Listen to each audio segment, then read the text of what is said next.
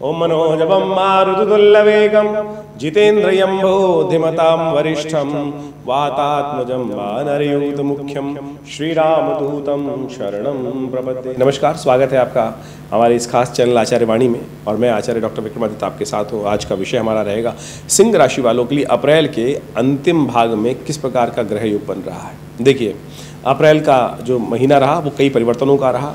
सूर्य राहु की युति हटी, शनि और मंगल की युति लगातार चलती रही और इस अप्रैल के अंतिम भाग में शनि और मंगल की युति जो चल रही थी वो समाप्ति की तरफ जाएगी। ये एक बहुत बड़ा रिलीफ रहेगा। देखिए, शास्त्र के दृष्टिकोण से शनि मंगल की युति जो होती है विप्लवकारी, विस्फोटकारी मानी जाती है, अशांति की तरफ ले जाती है, मन को अशांत करती है और संसार को भी अशांत करने का प्रयास करती है।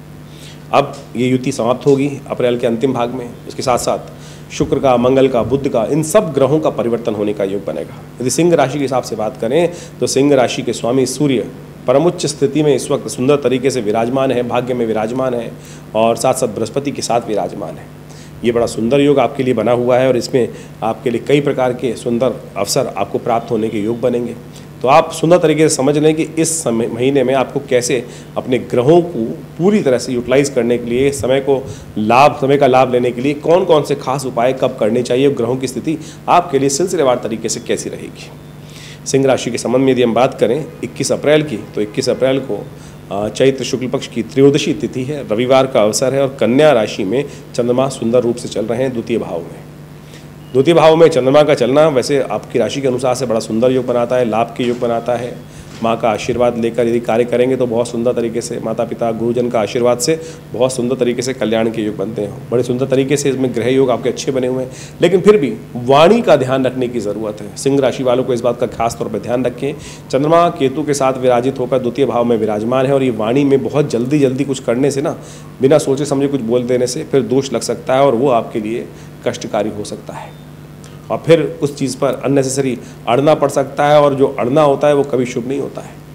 समय अच्छा है, लेकिन बस जो भी बोलें सोच समझ कर बोलने का प्रयास करें, विचार करके उपरांत बोलने का प्रयास करें। ये सबसे बड़ा उपाय है। प्रदोष है इस दिन, बहुत सुंदर योग बन रहा है, रविवार का प्रदोष है, सर्वार्थ सिद्ध योग विद्यमान है। ग्रह दिखाते हैं कि ऐसे में भगवान शिव की सुंदर तरीके से आराधना करके कीर्ति वृद्धि के योग बनते हैं। देखिए, आपकी राशि के अनुसार जो स्वामी हैं सूर्य हैं और सूर्य महाराज भाग्य में उच्च के होकर बैठे हैं, ये वैसे ही कीर्ति कारक हैं, भाग्योदय कारक हैं। तो ऐसे में सुबह सुबह रविवार का दिवस भगवान सूर्य को सुंदर तरीके से जल दें।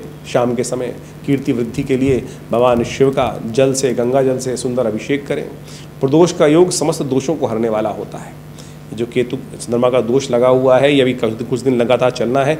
इसके दोष को हरने के लिए भगवान शंकर का आशीर्वाद शाम को लेना आपकी कीर्ति को वृद्धि करने वाला रहेगा। तो शाम को आनंद भाव से मंदिर में जाकर भगवान शंकर का रुद्राभिषेक गंगा जल से करने का प्रयास कीजिए। देखिए, शुभ होगा, कल्याण के योग बनेंगे। 22 अप्रैल के दिन ग्रहों की स्थिति भी बड़ी सुंदर बनी हुई है। चतुर्दशी का योग है, चैत्र मास की सोमवार का अवसर, रवि योग विद्यमान है।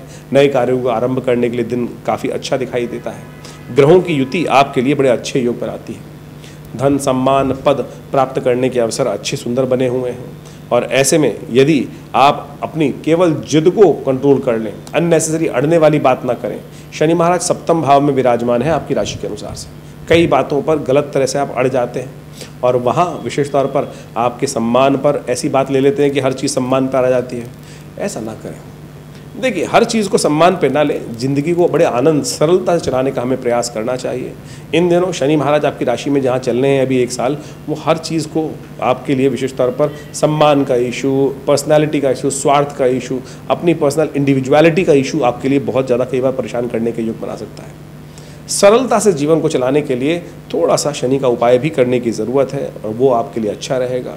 कोशिश करें शनि का मंत्र का जप करें, शनि स्तोत्र का पाठ करें, हनुमान चालीसा का पाठ करें।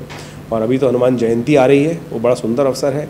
उसमें श्रद्धा भाव से हनुमान जी का पाठ करें और हनुमान जी के आशीर्वाद से शनि के तमाम दोष ठीक हो जाते हैं। और आपको तो खास तौर पे करना चाहिए क्योंकि आपकी राशि के अनुसार से सामने ही सम्मुख शनि महाराज विराजमान है और 1 साल रहने वाले हैं।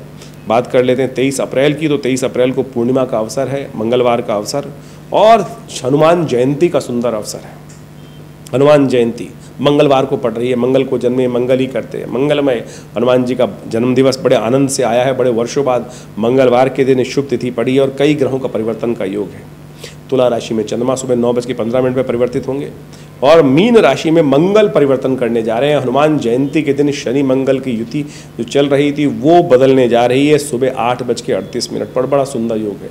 चैत्र पूर्णिमा के दिन, हनुमान जयंती के दिन शनि मंगल की युति हट रही है और ये जीवन में बड़ी ग्रहों के जो दुष्प्रभाव हैं, ग्रहों के दुष्योग हैं, अच्छे योग नहीं है। शनि मंगल की युति सबसे अशुभ मानी जाती है, अनहोनी का योग बनाती है और मन को अशांत करती है, संसार को अशांत करती है। वो अब समाप्ति की तरफ है। ये बड़ा सुंदर योग है।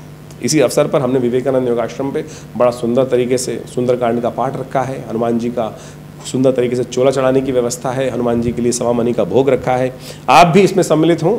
श्रद्धा भाव से शाम के समय ये बड़ा आनंद भाव से कार्यक्रम है। हनुमान जी को बड़ा विशाल लड्डू समर्पित किया जाएगा और सुंदर तरीके से हनुमान जी का समस्त प्रकार से पूजन रहेगा। सिद्ध स्थल है हमारा आश्रम विवेकानंद योगाश्रम, जहाँ पर हनुमान जी की सिद्ध प्रतिमा प्रतिष्ठित है, दुर्गा जी की सिद्ध प्रतिमा प्रतिष्ठित है। 500 साल पुराना भगवती का शिव यज्ञ यहाँ उपस्थित है और बड़े सुंदर तरीके से समय में अनेक वर्षों से यहाँ यज्ञ इत्यादि कार्य चलते हैं। और इस दिन हनुमान जयंती के दिन बड़ा सुंदर कार्य रखा गया है। आप भी इसमें सम्मिलित होकर अपने नाम से सुंदरकांड का कार्यक्रम में का व्यवस्था करा सकते हैं। उसके लिए सब डिटेल्स आश्रम में नीचे दी गई हैं, फ़ोन नंबर्स पे संपर्क साध सकते हैं। मीन में मंगल का परिवर्तन बहुत शुभ रहेगा, बहुत शुभ रहेगा। आपकी राशि के अनुसार से यदि हम बात करें तो आपके नए संपर्कों में इजाफा करने के योग बनाएगा, नए लोगों से मुलाकात करने के योग बनाएगा, नए संपर्कों में इजाफा, नए चीज़ों में आपके जो विशेष तौर पर पर्सनालिटी है वो बड़ी सुंदर तरीके से काम देने वाली है। बस ये बात ध्यान रखना है कि आपको खासतौर पर हनुमान जी की आराधना लगातार करने का प्रयास करना चाहिए, आपके लिए शुभ योग बनेंगे। 24 अप्रैल की यदि हम बात करें तो उस दिन प्रतिपदा तिथि है और प्रतिपदा तिथि जो विशेष तौर पर बन रही है बुधवार का अवसर, और साथ साथ उस दिन शुक्र भी परिवर्तन की तरफ जा रहे हैं। मेष में शुक्र राशि का परिवर्तन, मेष में जा रहे हैं शुक्र उच्च के चल रहे थे और शुक्र उच्च के चलकर मीन राशि से निकलकर मेष राशि में जब जो प्रवेश कर रहे हैं, ये शुक्र सूर्य बुध का जो ये बृहस्पति का योग बनने जा रहा है, ये बड़ा सुंदर रहेगा और आपके लिए कल्याणकारी योग बनाने वाला है और इसमें आगे बढ़ने के सुंदर अवसर आपको प्राप्त होने के योग बनते दिखाई दे रहे हैं और ये आपके लिए अच्छे योग बनाएगा। ऐसे में आप बड़े आनंद भाव से यदि परमात्मा का भी स्मरण कर लें तो बहुत सुंदर तरीके से योग बनते दिखाई दे रहे हैं। इसमें ग्रहों का योगायोग देखिए, प्रतिपदा का तिथि है, बुधवार का अवसर है, भगवान कृष्ण का स्तवन कर आपके लिए ग्रहों का योग भाग्य से बहुत सारे कार्यों में लाभ प्राप्ति के योग बनते दिखाई दे रहे हैं। मंगल वैसे ही परिवर्तन की तरफ जा चुके हैं और ये मंगल आपके नए संपर्कों में इजाफा दे सकते हैं। आपकी पर्सनल क्वालिटीज़ से जो अभिव्यक्ति का तरीका है, इंडिविजुअल पर्सनैलिटी है, उसका कई क्षेत्रों में आपको लाभ प्राप्ति का योग बन सकता है। लेकिन एक बात का ध्यान रखिएगा, मंगल यहाँ पर कई बार इंडिविजुअलिटी में फंसा भी देता है। मंगल का जो परिवर्तन अष्टम भाव में आपकी राशि में बना है, ये कई बार क्या होता है कि बहुत ज़्यादा सीधी तरह से काम करने वाले, शुक्र मंगल की युति हट गई है, मंगल शुक्र आगे चले गए हैं और ऐसे में मंगल का परिवर्तन अष्टम भाव में जाने से विशेष तौर पे क्या हो जाता है, व्यक्ति बिल्कुल सिद्धांतवादी काम करने का प्रयास करता है, सिद्धांतों में अड़ जाता है। और शनि महाराज वैसे ही आपके लिए इस वक्त सप्तम भाव में चल रहे हैं, वो अड़ियल बना रहे हैं। तो प्रैक्टिकल एस्पेक्ट ज़िंदगी, कॉन्सेप्चुअल लाइफ से हटकर प्रैक्टिकल लाइफ की तरफ आपको चलने का प्रयास करना चाहिए। बहुत ज़्यादा कॉन्सेप्ट की सिद्धांत के तरीके से जिस तरह से संसार में कार्य होता है उसकी तरह से कार्य करने की ज़रूरत है। अपने आप को खुली किताब की तरह मत रखिएगा, नहीं तो यहाँ पर ये मंगल की युति जो है वो कहीं ना कहीं कष्ट दे देगी। इस बात का ध्यान रखते हुए कार्य करें। 26 अप्रैल की यदि हम विशेष तौर पर 25 अप्रैल की बात करें तो उस दिन द्वितीया तिथि है और ग्रहों का परिवर्तन का योग है और सबसे बड़ा परिवर्तन चंद्रमा का परिवर्तन हो रहा है। चंद्रमा तुला से निकलकर चंद्रमा महाराज जो हैं वो विशेष तौर पर वृश्चिक राशि पे जा रहे हैं, चतुर्थ भाव में जा रहे हैं और ये थोड़े खर्चे बढ़ाने के योग दे सकते हैं। स्वास्थ्य का ध्यान रखने की ज़रूरत है। मनोमस्तिष्क में थोड़ी सी हिम्मत में कमी आने के योग बन सकते हैं, ध्यान रखिएगा। थोड़ा सा पुरुषार्थ जो है वो कम होता दिखाई देगा। थोड़ा सा विशेष तौर पर मन जो है वो थोड़ा सा किसी भी चीज़ में हिम्मत करने से बचेगा। तो ऐसे में थोड़ा सा उपाय करने का प्रयास करें, केसर का उपयोग करें। केसर का उपयोग करके बहुत सुंदर तरीके से आप लाभ के योग बना सकते हैं। केसर का तिलक करें, हल्दी का तिलक करें, थोड़ा सा हो सके तो भगवान विष्णु की उपासना करें। ये आपके लिए अच्छे उपाय हैं, इनको करके लाभ ले सकते हैं। वहीं 26 अप्रैल के दिन द्वितीया तिथि वृद्धा तिथि है, थोड़ा सा बढ़ रही है द्वितीया, शुक्रवार का अवसर है और ग्रह का परिवर्तन हो रहा है कि मीन राशि में चल रहे जो बुध हैं वो मार्गी होने जा रहे हैं। बुध थोड़े से पीछे चले गए थे मीन राशि में और अब पुनः वापस आते दिखाई दे रहे हैं। परिवर्तन का योग बन रहा है। बुध का ये मार्गी होना एक तरह से बुद्ध की शक्ति को संचार करेगा। बुध मीन राशि में जाकर क्षीण हो जाते हैं, कमज़ोर हो जाते हैं। ऐसे में जो मीन राशि में चल रहे बुध अब वक्री से मार्गी हो रहे हैं, सही रास्ते पे जा रहे हैं, सीधे रास्ते पे जा रहे हैं। ये आपके लिए अच्छे योग बनाएंगे। या आपकी थोड़ी शक्ति बढ़ेगी। ऐसे में थोड़ा सा उपाय कर लीजिए। देखिए शुक्रवार का अवसर है, गाय को पालक खिलाएं, बुद्ध की शक्ति और बढ़ेगी और बुद्ध का परिवर्तन आगे आकर आपके लिए लाभ के योग ही बनाएगा और इसका मार्गी होना एक तरह से कई प्रकार से अच्छे योग की तरफ अच्छी दिन आने वाले की सूचना देता दिखाई देगा। 27 अप्रैल का दिवस, शनिवार का अवसर, तृतीया तिथि। चतुर्थी का व्रत इस दिन करने का शास्त्र में नियम है। इस दिन भगवान गणेश की उपासना करके आप बहुत सारे कष्ट, विघ्न इत्यादि को दूर करने के योग बना सकते हैं। ग्रह आपके लिए थोड़े से मनोमस्तिष्क में थोड़ी सी नेगेटिविटी उत्पन्न करने के योग दे सकते हैं, क्योंकि चंद्रमा बहुत क्षीण अवस्था में चल रहे हैं और चंद्रमा आपकी राशि के अनुसार से 12वें भाव के मालिक हैं और वो चतुर्थ में जाके बैठ गए हैं। बड़े कार्यों से, विशेष तौर पर बाहर देश से बाहर संबंधित कार्यों से, विदेश से संबंधित कार्यों से, अपने जन्म स्थान से दूर के कार्यों से, वहाँ से आपको लाभ होने के योग बनते दिखाई देंगे और वो आपके लिए अच्छा योग बनाता दिखाई देगा। भगवान गणेश की उपासना करें। शनि महाराज को प्रसन्न करने के लिए शनिवार का दिवस है, पीपल के पेड़ के पास जाकर एक दिया प्रज्वलित करें, थोड़ा तिल उस पर अर्पित करें, पीपल की प्रदक्षिणा कर लें। ये सारे के सारे उपाय शनि को के दोषों को शमन करने के योग बनाएंगे। शनि महाराज लगातार आपके सप्तम भाव में चल रहे हैं, तो वो कहीं ना कहीं थोड़ा सा जीवन में अड़ियलपना ला सकते हैं और शनि के दोषों को शमन करने के लिए ये जो उपाय बताया है, ये करने से आपको लाभ ही प्राप्त होगा। 28 अप्रैल का दिवस, चतुर्थी तिथि, उदय तिथि रहेगी और रविवार का अवसर रहेगा। लेकिन इस दिन ग्रहों का परिवर्तन जो हो रहा है, शुक्र महाराज अस्त होने जा रहे हैं। शुक्र भाग्य में चलते हुए थोड़े अस्त हो जाएंगे, तो ऐसे में शुक्र को ताकत देने की ज़रूरत रहेगी। सूर्य के बिल्कुल सन्निकट आने के कारण से सूर्य का जो अस्त होना है वो विशेष तौर पर थोड़ा सा आपके जीवन में कहीं ना कहीं थोड़ा सा आपकी बुद्धि में थोड़ा सा जो डिप्लोमेसी है उसमें कमी लाने के योग बना सकता है। बुध नीच के चल रहे हैं, शुक्र का अस्त होना, ऐसे में थोड़ा शुक्र को ताकत देने की ज़रूरत है। गाय का पूजन करें, अच्छा रहेगा। और सबसे श्रेष्ठ गाय का पूजन करने से आपके कष्ट, गाय को एक रोटी खिला दीजिए। रविवार का अवसर है, लाभ प्राप्ति के योग बनेंगे। धनु राशि में चंद्रमा का प्रवेश हो रहा है। सुबह करीब 4:25 पर यह परिवर्तन का योग बड़ा अच्छा है। ये धन आगमन की सूचना देता है। बृहस्पति के साथ चंद्रमा का संबंध हो रहा है, ये बड़ा सुंदर आपके लिए रहेगा। सर्वार्थ सिद्ध योग का भी योग बन रहा है, तो नए कार्य आरंभ करने के लिए दिन अच्छा दिखाई देता है। 29 अप्रैल का दिवस, पंचमी तिथि, उदया तिथि है और सोमवार का अवसर है और सोम पंचमी का सुंदर योग बन रहा है। भगवान शिव की आराधना करें। देखिए ग्रह आपके अनुकूल हैं।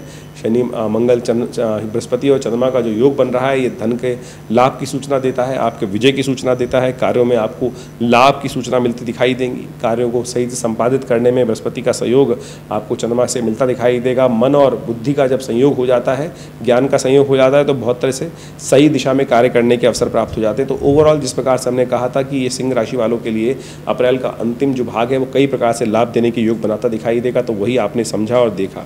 30 अप्रैल की यदि हम बात करें तो षष्ठी तिथि, मंगलवार का अवसर और इस दिन सुबह से भद्रा विद्यमान रहेगी, तो नए कार्य आरंभ करने के दिन अच्छा नहीं है। सुबह 7:50 से लेकर शाम के करीब 6:25 तक भद्रा का योग दिखाई देता है और ग्रहों का योगा योग जो विशेष तौर पर है आपके लिए सुंदर सूचना दे रहा है। कार्य जो चल रहे हैं उनमें निष्ठा के साथ काम करने से कई प्रकार से आपके लिए लाभ के योग बनते दिखाई देंगे। लेकिन सुबह के बाद 10 बजे के आसपास 10:37 पर चंद्रमा का परिवर्तन मकर राशि में होगा, वो स्वास्थ्य के लिए थोड़ा भारी पड़ सकता है। ऐसे में चावल का दान, भगवान शिव का दूध से अभिषेक, ये सब आप करने का प्रयास कीजिए।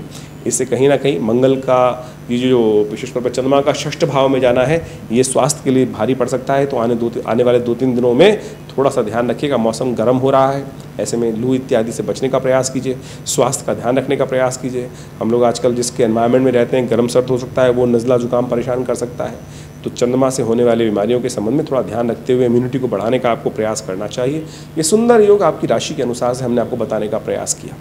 इन राशियों के प्रभाव से बहुत सारे लोगों के मन में प्रश्न चलते रहते हैं और वो लोग हमें लगातार हमारे YouTube चैनल पर प्रश्न भी करते हैं कि राशि कौन सी समझें। देखिए राशि कई प्रकार की होती हैं। जन्म राशि, लग्न राशि, नाम की राशि, सूर्य राशि, और हर राशि का अपना एक प्रभाव है। हम आपकी राशि के अनुसार से यहाँ जन्मपत्री जो पूरी हॉरोस्कोप को डिस्कस करने का प्रयास करते हैं। जितना % जिस राशि का प्रभाव है उतना % पहले सबसे पहले जन्मपत्री को अच्छे से एनालाइज करने की ज़रूरत होती है, कौन सी राशि आपके लिए प्रभावी है। आमतौर पर जो ज्योतिष का सिद्धांत ये है कि जब जन्म नाम जो होना चाहिए वो जन्म राशि के अनुसार से होना चाहिए। जन्म का एक अक्षर निकलता है, वो राशि के अनुसार से होता है। लेकिन आमतौर पर संसार में लोग जो हैं उस राशि से, उस अक्षर से नाम रखते नहीं हैं। आप अपने जन्म नाम रख लेते हैं, फिर उसका एक प्रभाव हो जाता है, तो इसलिए वो नाम राशि बदल जाती है आमतौर पर, लेकिन उसका प्रभाव है। तो इसलिए आप जब आप जन्मपत्री आप स्वयं ज्योतिषी बनने का प्रयास करते हैं, राशि को फल सुनते हैं, तो आप सोचें जितना जितना जिस परसेंटेज राशि का उपयोग हो रहा है, कौन सी प्रभावी है, उसका उतना प्रभाव आपको देखने को मिलेगा।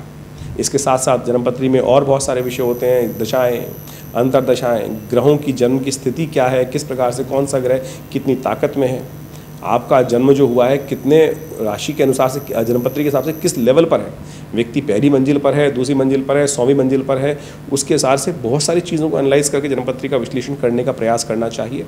हम जब जन्मपत्री देखते हैं तो उन सब चीज़ों का अध्ययन करके ज्योतिषी जो होते हैं वो सब व्यक्ति को बताने का प्रयास करते हैं। तो यहाँ हम गोचर का प्रभाव आपको जन्म राशि, लग्न राशि के अनुसार से, नाम राशि के अनुसार से हर तरह से आप देखने का प्रयास करेंगे तो आपको वास्तविकता धीरे धीरे समझ में आनी शुरू हो जाएगी और उस तरह से आप इसको बहुत अच्छे से समझने का प्रयास कर सकते हैं। इसके अलावा हमारा जो विवेकानंद योगाश्रम है बहुत सारे पराविद्याओं के क्षेत्र में लगातार कार्य कर ही रहा है। हम आपको लगातार इस सब संबंध में अवगत करा सकते हैं, कराते ही रहते हैं।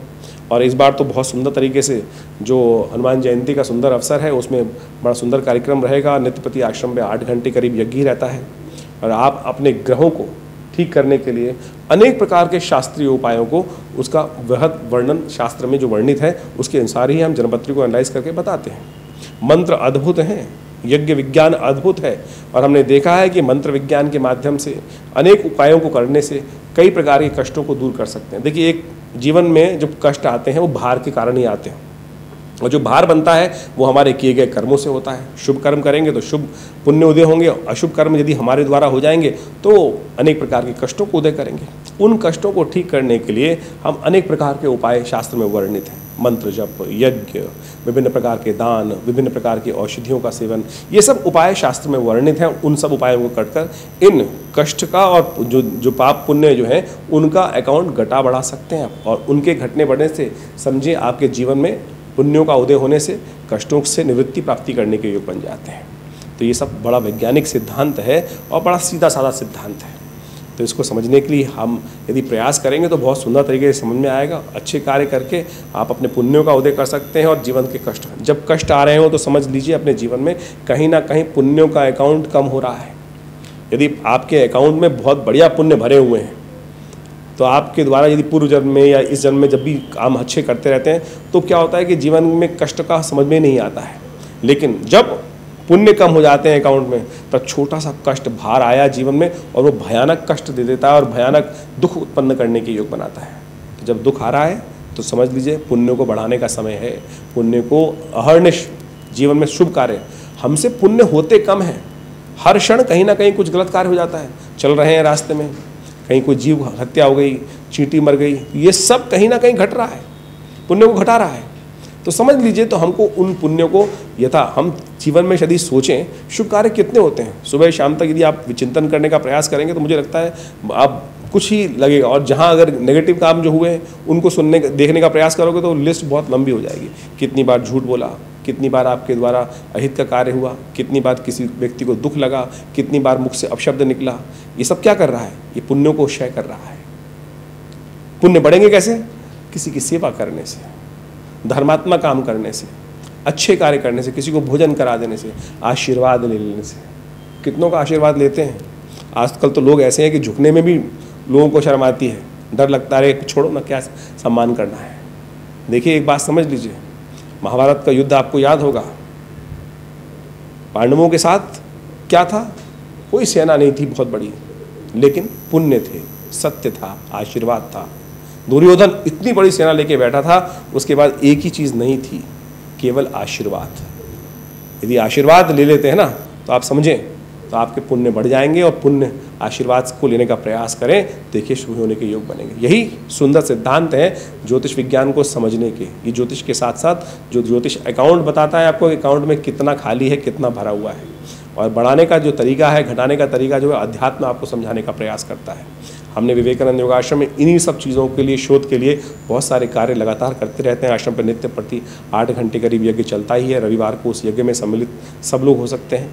रविवार वाले यज्ञ में मंत्र यज्ञ के लिए, ग्रहों के उपचार के लिए, अपने बहुत सारे स्वास्थ्य के निमित्त महामृत्युंजय मंत्र जप इत्यादि करने के लिए बहुत सारे व्यवस्थाएं आश्रम में बनाई गई हैं, बहुत सारे शोध किए गए हैं, मुद्रा विज्ञान पर, यज्ञ विज्ञान पर, मंत्र विज्ञान पर, औषधीय विज्ञान पर, इन सब में लिए हमारे लिए बहुत सारे कार्य चलते रहते हैं। आश्रम पे एक बहुत बड़ा हॉस्पिटल बनाया गया है योग प्राकृतिक चिकित्सा आयुर्वेद के लिए, जो भारत सरकार से मान्यता प्राप्त है। तमाम सरकारी लोग जो सेंट्रल गवर्नमेंट के पैनल पे हैं, दिल्ली गवर्नमेंट के पैनल पे हैं, दिल्ली पुलिस के पैनल पे हैं, वो सब इस सुविधा को योग प्राकृतिक चिकित्सा में के द्वारा आयुर्वेद की चिकित्सा के माध्यम से लाभ ले रहे हैं और हमने अद्भुत रूप से लाभ देखा है।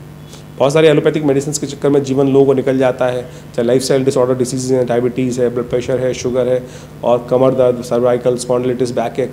हमने योग प्राकृतिक चिकित्सा के माध्यम से ऐसी सुंदर व्यवस्थाएं अपने संस्थान में रखी हैं कि आप उन समस्त सुविधाओं को लेकर अपने तमाम रोगों को दूर भगाने का प्रयास कर सकते हैं और सुंदर तरीके से ये सब चीज़ें काम करती हैं। इनका सब वैज्ञानिक आधार है। पूरे विश्व में आज लोग योग प्राकृतिक चिकित्सा आयुर्वेद का लाभ लेते हुए कार्य करने का प्रयास कर रहे हैं। तो आप भी बाकी जो चीज़ें जो इस संसार में आधुनिकता के नाम पर जो कार्य किए जा रहे हैं, उसके साथ साथ इन भारतीय प्राचीन योग विज्ञान, आयुर्वेद विज्ञान, चिकित्सा विज्ञान के साथ लीजिए।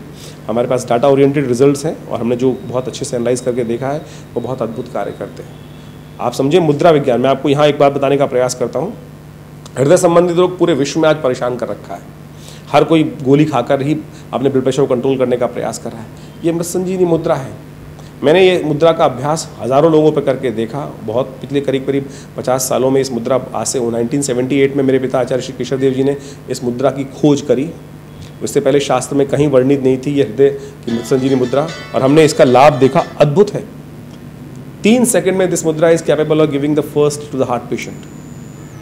आप 100 बेटे टैबलेट लेंगे, उसमें भी टाइम लगेगा, लेकिन उससे पहले 100 बेटे टैबलेट मना नहीं कर रहे हैं, आप जो लेना चाहते हैं मेडिसिन लें, लेकिन उससे पहले ये एक मुद्रा कुछ देर अभ्यास तो करें। कुछ ही देर में आपके हाथ को साउंड कर ये आपके कष्टों को दूर करने का योग बनाएगी और सुंदर तरीके से लाभ देगी। इसके ऊपर बहुत सारी और पुस्तकें विद्यमान हैं और पुस्तकों के माध्यम से हमने बहुत सारे उपचार के माध्यम बताए हैं। इन समस्त पुस्तकों में कान में दर्द चल रहा है, ये शून्य मुद्रा करके देखिए, 3 मिनट में कान का दर्द, कान की होने वाली समस्याएं दूर करने में लाभ देगी। ऐसी बहुत सारी मुद्राएं। बच्चों को याद नहीं होता है, आपको नींद नहीं आती है, आप रोज गोली खाते हैं, कुछ ध्यान योग का सहारा लीजिए, प्लस ये ज्ञान मुद्रा का अभ्यास। पहली उंगली अंगूठे के साथ इस मुद्रा को लगा देने से ये ज्ञान मुद्रा बन जाती है। ये हमारे आश्रम के द्वारा ही पूरे विश्व में मुद्राएं पहुंचाई गई, मेरे पिता आचार्य श्री केशव देव जी के द्वारा। बहुत सारी पुस्तकें लिखी गई आश्रम में इन सब चीज़ों के ऊपर, और पूरे विश्व में आज जितने भी लोग मुद्राओं का उपयोग कर रहे हैं वो कहीं ना कहीं हमारी पुस्तकों के माध्यम से, हमारे आश्रम के शोध के माध्यम से ही कर रहे हैं। आप किसी वेबसाइट पे जाएं, आचार्य केशव देव जी का नाम डालें, मुद्राओं का नाम डालें, आपको पूरी ऑथेंटिसिटी प्राप्त होगी और बहुत सुंदर तरीके से इन सब चीज़ों का लाभ प्राप्ति करने की योग बनेगी। तो हम ये समझाएं कि ज्योतिष, अध्यात्म, मंत्र विज्ञान, ये सब इंटर रिलेटेड है, ये सब का सब एक साथ चलता है। और हमने इन तमाम पराविद्याओं पर शोध भारतीय संस्कृति के अनुसार से हमारे इस आश्रम में पिछले 50 सालों से ये कार्य किए गए हैं। आप जुड़े विवेकानंद योग आश्रम से, आपका स्वागत रहेगा। हमारे जो संस्थान जो कार्यक्रम चलते हैं उन सब के बारे में आपको हम समय समय पर अवगत कराते रहते हैं इस चैनल के माध्यम से। और जो भी आपकी और भी कोई प्रश्न हो तो चिंता ना करें, हमारे नंबर्स पर व्हाट्सअप भेजें, आपने हमारे इस चैनल पर अपने कमेंट्स डाल सकते हैं, हम अवश्य उनका जो भी निदान होगा आप तक पहुँचाने का प्रयास करेंगे। धन्यवाद।